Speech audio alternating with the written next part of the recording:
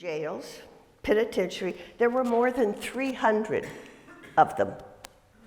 And she had one secretary to do this. But being Kate, she immediately hired an assistant, even before she had approval for it. So what she tried to do is what made her so important. The issues she identified and campaigned for and helped write state laws for are these: compulsory education, which means public schools, child labor laws, criminal justice reform, livable wages for the working man. In her time, that meant support of the unions, mental health treatment, and what was called the Indian question. Those are the same issues we're reading about today in the paper, the very same issues. She was a social reformer, a politician, the most powerful elected official in the state, the most feared, the most loved, and then the most hated, all in 14 years. But I like a story that starts at the beginning. So let me tell you about her beginning. Her mother came from a farming family in Canada. And because of economy and the weather and the hope for land in Nebraska, they moved to Nebraska. Kate's mother, Rachel, was a widow with 2 children by then. She'd been a farmer's wife.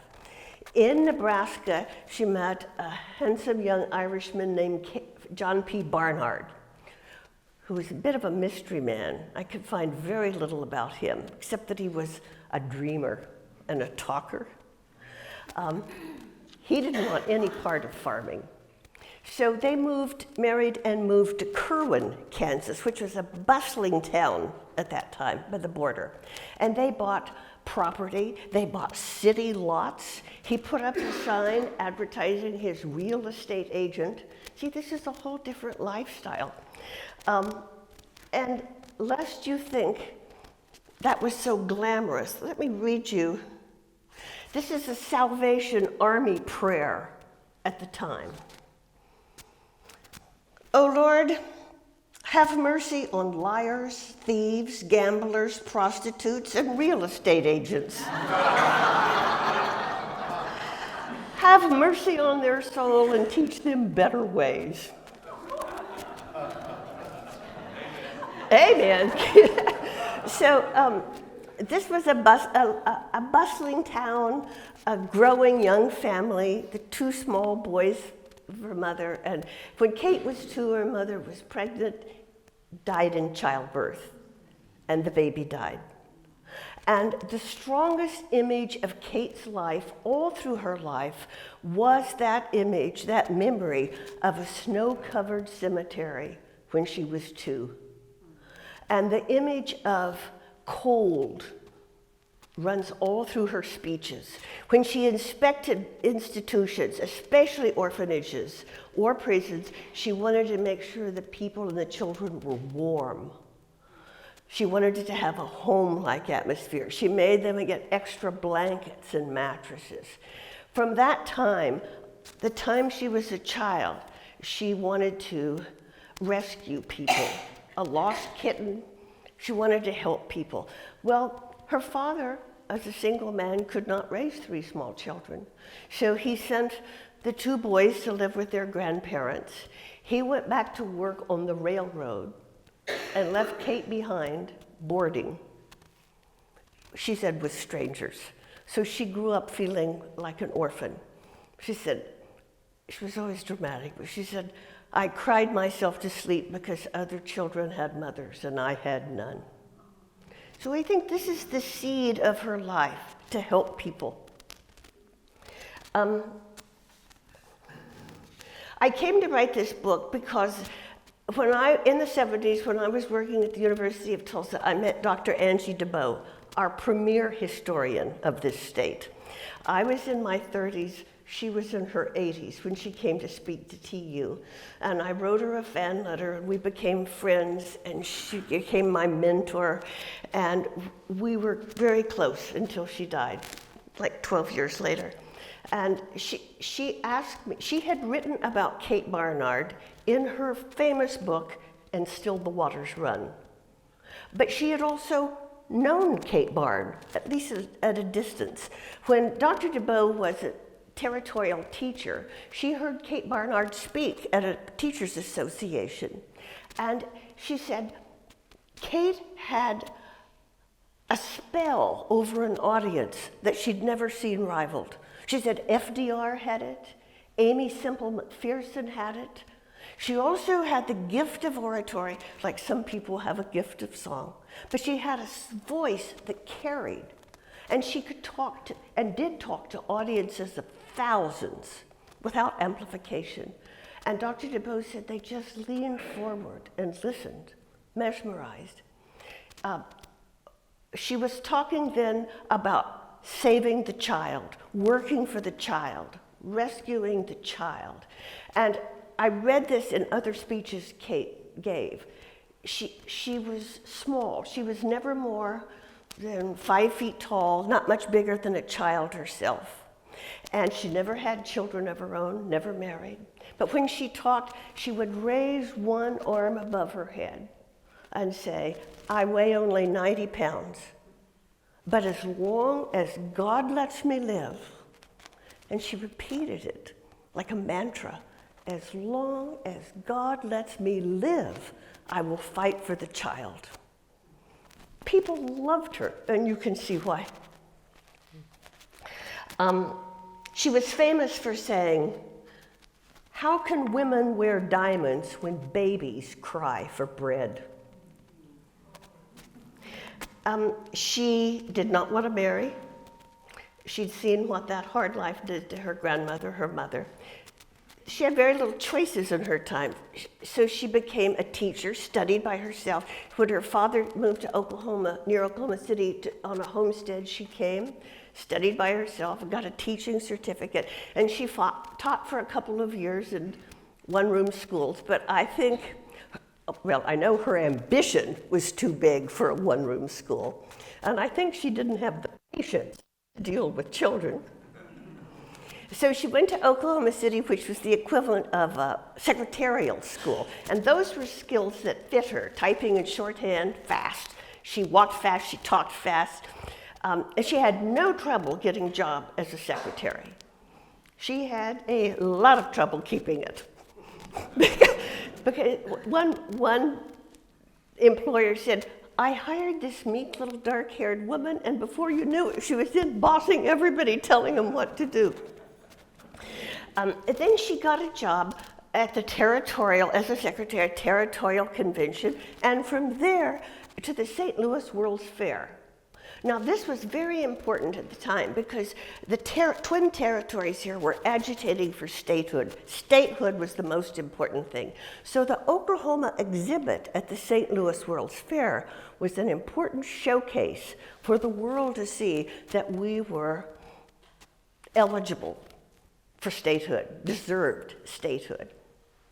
And once she was there, she drove everybody crazy. The head of the fair said, they've moved her from one place to another till she got to me, and I'm about ready to leave town. So this gives us a big insight into her personality. I wouldn't say abrasive, but almost abrasive. She was energetic, she was ambitious, she was dynamic, she was ready to go places. Well, at the St. Louis World's Fair, this was in 1903, there was a big exhibit of progressive reform because the world after the Industrial Revolution saw huge poverty, huge ghettos growing in the urban cities, children working in mills and mines, tuberculosis in the ghettos, and so the cities there rose up from the people, and I think this is important, from the people there were remedies to try to help the poor and the poverty. Jane Addams from Hull House spoke, and Kate was there. She wrangled an invitation to hear Jane speak at a big convention of progressive reform. And Jane Addams talked about Aristotle and Mary Shelley and some criminals I've known, and progressive reform. And the whole audience rose and applauded this ordinary-looking little woman. And I know Kate Barnard thought, I can do the same thing. I can talk to groups of people about reform that's needed, and I can move them. So she came back to Oklahoma determined to change the state. She got a job with a charity, head of a charity, and she got involved with politics right away. She went to the Shawnee Convention. She was now involved in every union she could find from Oklahoma City, and that's where she made her first public speech, and she was talking about child labor and how important it was that here we are on the edge of statehood, creating a state. We must write laws that prohibit child labor from ever taking root in this state. And when she talked at that convention, the labor leaders, farmers and union labor leaders, all men, saw the audience lean in and listen to her. And so they put her on a speakers bureau of elect 4 people to go around the state to elect representatives to the Constitution Convention. They were all the men were Scots or Irish, and Kate was both. And she became the most popular speaker, the best vote getter of all of them. So, this tells you why, when the Constitutional Convention was held in Guthrie, she also wrangled a way to get there, not as a representative, but she was volunteering to help type, help reports, look up laws.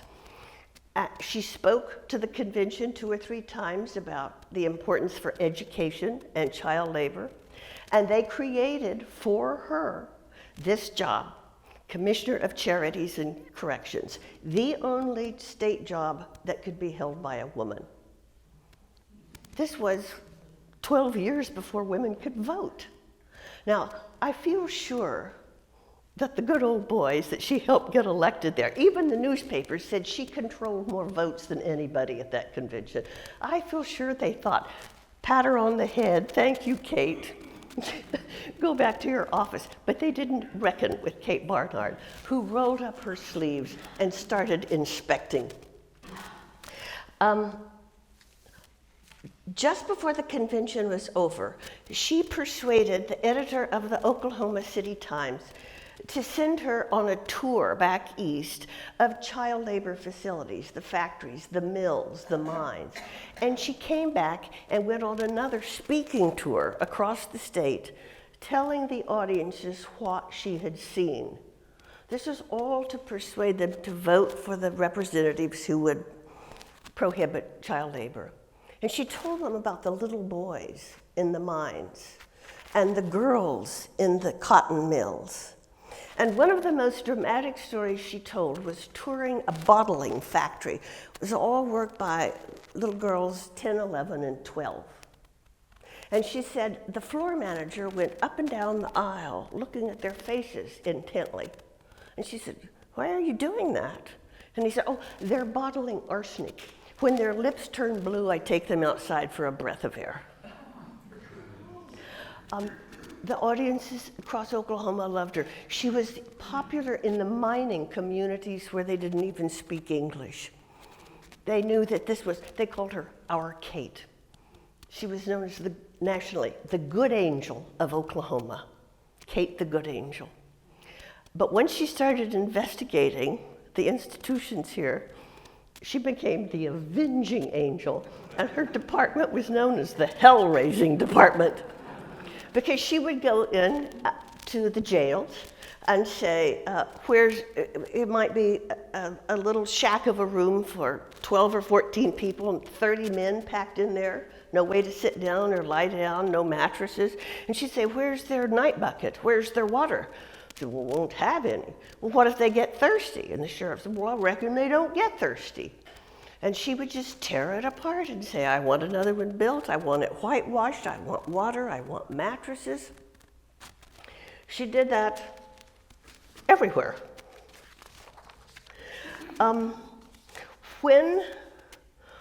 when the Constitution was written, and Kate helped write 3 of the planks in the Constitution, all of the national media had gathered in Guthrie to cover this, because it was very important. A new state coming in, what kind of state would it be?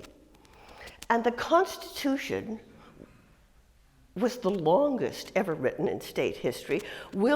The Constitution Convention dragged on for months. Will Rogers' father was there, and he said it would have been a godsend if they hadn't sent so many lawyers here.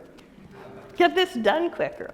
But when it was finished, it was declared not just a new state, but a new kind of state.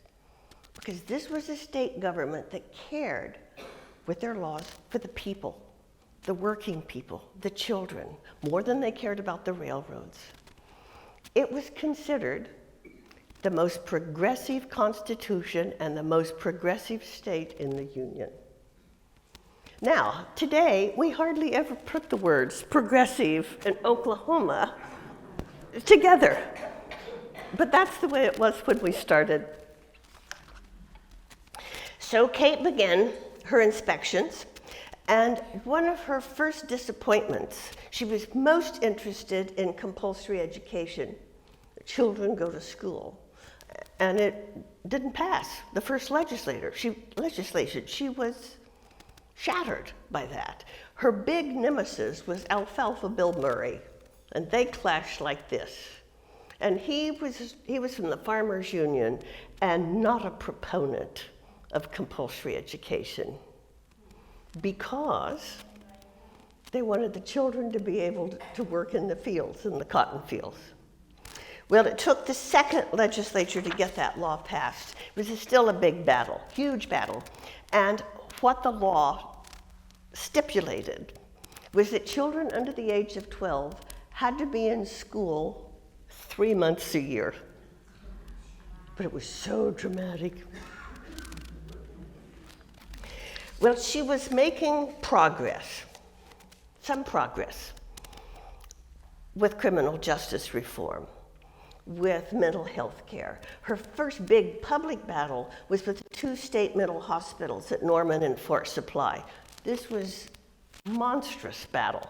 And the quote that she was famous for saying is, "Hell has reigned here for 20 years." It was like medieval times in our mental hospitals. In the jails, the men were shackled and beaten. In the mental hospitals, the same thing often. So she would call the attendants together and say, "You will stop beating them with wet, soapy towels. You will stop putting them in little wooden restraints and saying, 'Will you be good if I let you out?'" She wrote a report of her work every year, inspections, and put it on the desk of every legislature. And she was explaining to them what she was doing and why, and what she was trying to accomplish. And she said in one of these reports, mental illness is an illness. That's why they're called patients. Stop thinking that they are possessed by the devil and it can be beaten out of them. They need good, clean health care. They need nutritious food. Well, all of this was revolutionary. But she was making progress. But then the prevailing winds started to change a little bit. Every time she made progress, she made enemies because she was criticizing somebody. And this was kind of expensive, these changes she wanted. And we were paying for these damn politicians' salaries. And people began to grumble. But still, she was doing okay. A lot of speeches, a lot of elections, getting people elected. But then, at the request of Senator Thomas Gore, blind Senator Gore, and the Indian agents, federal Indian agents in the state, she was asked to take on what was called, at the time, the Indian question. Put that in quotes, Indian question. And she said, "I'm from the west side, Oklahoma Territory. I don't know anything about Indians." So she started researching it. Most of the problem was on this side, the east side, our side, Indian territory. And the first thing she found was 3 little wild Indian children living out in the woods, scavenging for food. But when she looked into it, they had a lot of property. And this was all from the Dawes allotment, where the tribes were broken up. This is what you read in Dr. DeBoe's book, And Still the Waters Run. And the individual Indians were allotted property. And by federal law, most of them, all under the age of 18, were given a legal guardian. Now in Oklahoma, this fell under the probate courts. The judges had authority to appoint the guardians. This began what Dr. DeBoe called an orgy of plunder and exploitation unparalleled in American history. Let me give you some numbers. The Dawes Commission had been a complex, unwieldy system. They were all trying to do the best they could. But the native children in this part in Indian Territory, many of them orphaned because of TB and other diseases. Here's the numbers. When Kate took this project on, 60,000 native children under the age of 18 owned 1/3 of the property in Indian Territory. And it was a land rich with timber and coal and asphalt, and oil was coming. And the value in today's money was $4,650,000,000. This was all in the hands of what the people were saying widely, these ignorant Indians, no more than savages who don't appreciate what they have, they're not developing it. If white people owned it, we would pave roads and build schools. So there was a huge push. The Indians were restricted with how much of their land they could sell or lease. And so many of the Indians that Kate found were in state orphanages. So by state law, she had authority over them and their properties.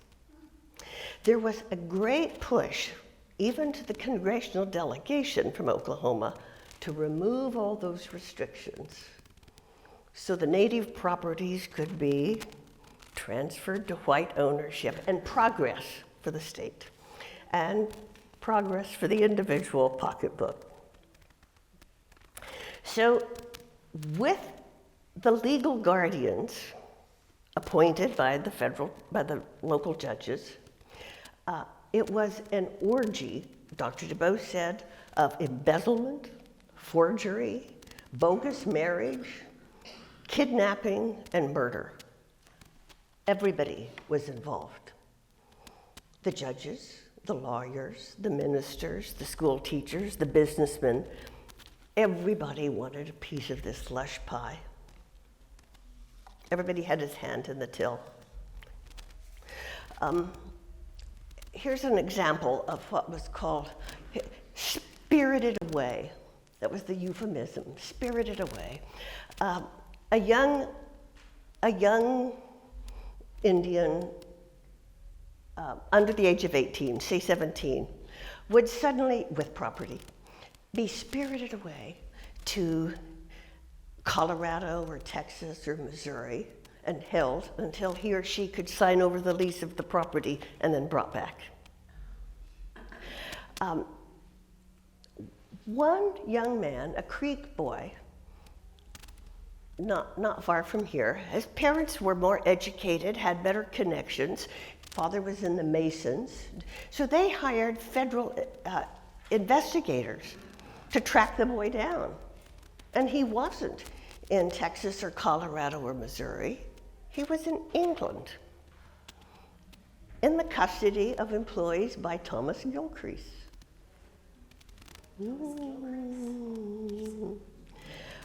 More and more news is being written now by Charles Page, one of our most benevolent people, for his manipulation of Indian youth. Somebody said that's why we have so many Indian orphanages in Creek County.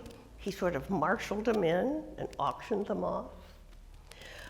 We're coming into a new era that's sort of like scandal history, where we're revealing all of these scandals about famous people. Balzac said, behind every great fortune, there's a great crime, way back somewhere. So I was talking about this to one group, and one woman said, well, I understand this. Two things can be true at the same time. McDonald's sells unhealthy food, but has Ronald McDonald House. So some of the oil men that are now beloved as philanthropists had kind of a little crooked deal going. And I don't know if they all knew it or if they turned a blind eye to the oil men that were spiriting away the children. Well, Kate had the authority to have the guardians removed and the properties returned to the Indian orphans. She wanted to do this for all of the Indians in the state, but she only took on the children in the state orphanages. And this is where her fortune changed. The word on the street then was, now she has stopped preaching and started meddling. She has to go. She was standing between them, the white authority, and all of this money. And she was not going to back down. This is when she sent one of her inspectors into Osage County. Well, the legislature, there was a wall of opposition against her, a wall, even the press. She'd been the darling of the press. The press stopped talking to her. The legislature, this was in 1930, the 4th legislature wanted to eliminate her office entirely. And they couldn't because it was created by the Constitution. But what they could do was eliminate her funding, cut off her appropriations. And they did. Left her with just enough money for her, like a secretary. It ruined her office and her health. It destroyed her life. As she was leaving office, this is in 1914, the former Secretary of the Interior sent people to call on her and said, what's going on with the Indians of Oklahoma is such a scandal. It's a national scandal. They asked her to take on a campaign to draw public attention nationally to the problem in Oklahoma and for the federal government to reclaim authority over the Indians. And they said Kate could do it because of her power of oratory with speeches. So the last great public speech she gave in her life was in upstate New York. And it was a big gathering of several groups called the Friends of the Indians. And she told them about her career, how she had won every election, the people she'd helped to get elected, the laws she'd helped write, what we'd done in Oklahoma, and now this. She was a devout Democrat. Democrats ran the state back then. And here's what she told them. In spite of all of this, the Democrats are saying to me, Kate, you are ruining your political future with this fight. And my answer is, I can't ruin it. Because the youth of Oklahoma will see the fight that I am making, and when I am dead, they will take up the banner where I drop it and march upward toward the heights, because no battle for justice was ever lost. And I think the youth of Oklahoma she's talking to is us. And that battle was lost. I quit researching her work with Indians after she left office in 1914. But not long ago, I came across another publication. Dr. DeBow had quoted it, but I got the whole publication called Oklahoma's poor rich Indians. And this was 1924. Another investigation was made of native properties in Oklahoma, and the same situation was going on. The embezzlement, the kidnapping, the bogus marriages, the same thing was going on. It was Kate's misfortune to do this national campaign just as World War I was gearing up. So all of the sympathy and all of the money here was going over there. I talked with a couple of Indian experts here, Indian lawyers, and I said, what happened to the Indian properties after Kate and after Osage? What happened? And they said, well, the Indians made some headway. They got citizenship and da-da-da-da. But mostly, it went on until the money was all gone. All gone. When Kate was trying to do this, to get federal attention on the state to correct it, and the war was going on, just starting in Europe, she couldn't raise any money here, in New York, anywhere, Boston. And the people who were urging her to keep trying said, it's 1914, the war will be over in a year, and then we can raise money for you. And here's what I wrote about that.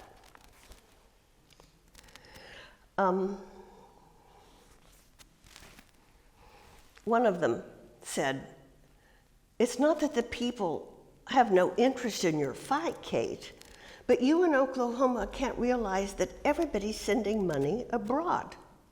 The suffering in Belgium and France and Germany is beyond belief. Winston Churchill wrote this about it. The fire of the Great War roared on until it burned itself out. And that's what happened with Kate's battle for the Indians.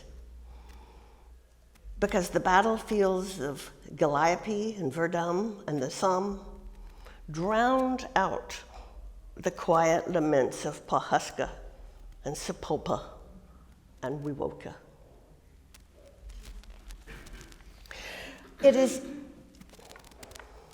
So my book is a series of squares. On the outside is Dr. DuBose telling the story and telling me to write it. And on the inside is Kate Barnard's story of all the things she tried to do for the state. And the tiny heart of that, the black heart of her story is greed. Greed.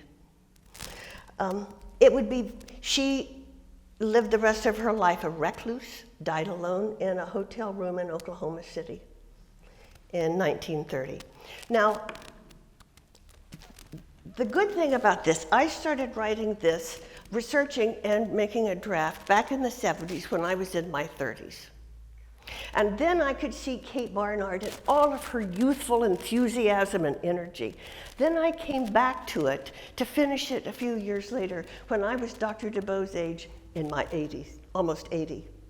And I saw her life from another perspective because then I'd seen more of life, of betrayal or disappointment or heartache. That is life. That is just life. And it's easy to look at her life. When I started it, I met people that knew Kate. One woman was the daughter of an important person in her, Dr. Stolper, in her office, and this was Frida Gold, who went to Trinity Church in my neighborhood, was married to John Gold at the World. I met this of the other person in her office down in Texas who gave me some pictures of Kate. I talked to the who'd been on duty in Oklahoma City the night she died. So it's interesting, I think, the way the world took me on this story. From back then, it's not the same book it would have been if I'd written it back when I was in my 30s. It's easy to see this story of her as a failed life and a sad story. But I don't see it that way when I think about it from this side of age. I see it as in every era, when there is so much grief or despair or wrong, voices rise up from the people, courageous voices, heroic voices, to try to correct the ills of society. I like what Congressman John Lewis, the heroic civil rights lawyer, said. He said, we should not get lost in a sea of despair. We should always be hopeful. We should always be optimistic. And he said, don't be afraid to make some noise. Get in good trouble. When I sign copies of the books, I often write it, make good fire. Because we are the youth that Kate Barnard was talking to, and we are the ones she's admonishing to take up her mantle. Thank you for listening to me talk about Kate. If you have questions, you ready for questions, Annette? We are ready, yes. And while Connie's answering questions, I will be here if you want to do sales, and then she'll come over and sign them after about 10 minutes of questions. Thank you so much. Thank you, thank you.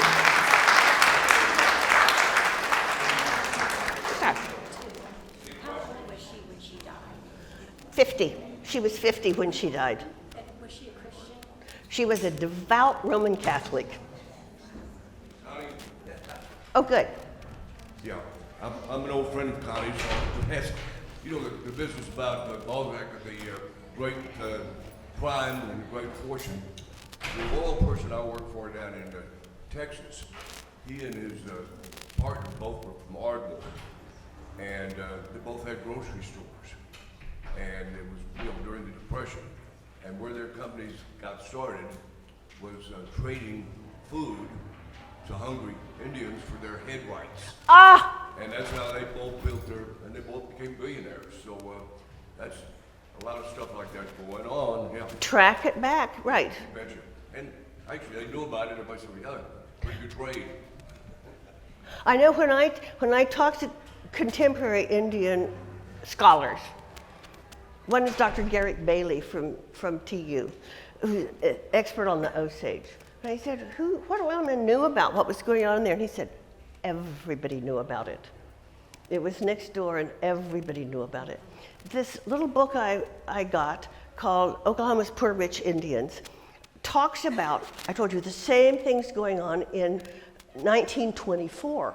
And one detailed story involving an Indian girl named Millie Naharkey, who was spirited off, brought back, sold her property off. And that case went to trial in Tulsa.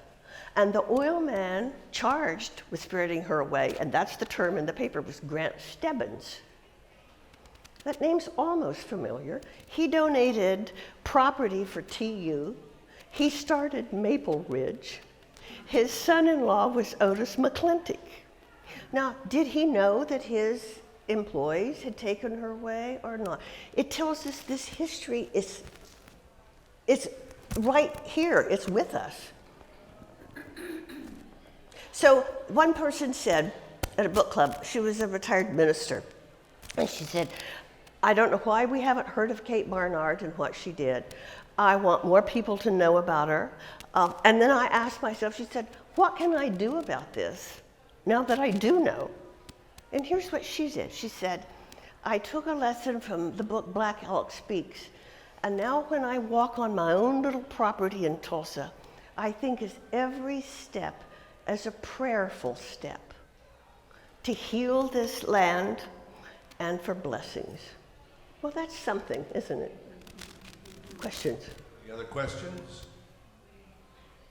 Well, Connie, I guess your book's for sale for a modest price. A modest price. I brought some if you want to buy them. Looks like I brought them if you don't want to buy them.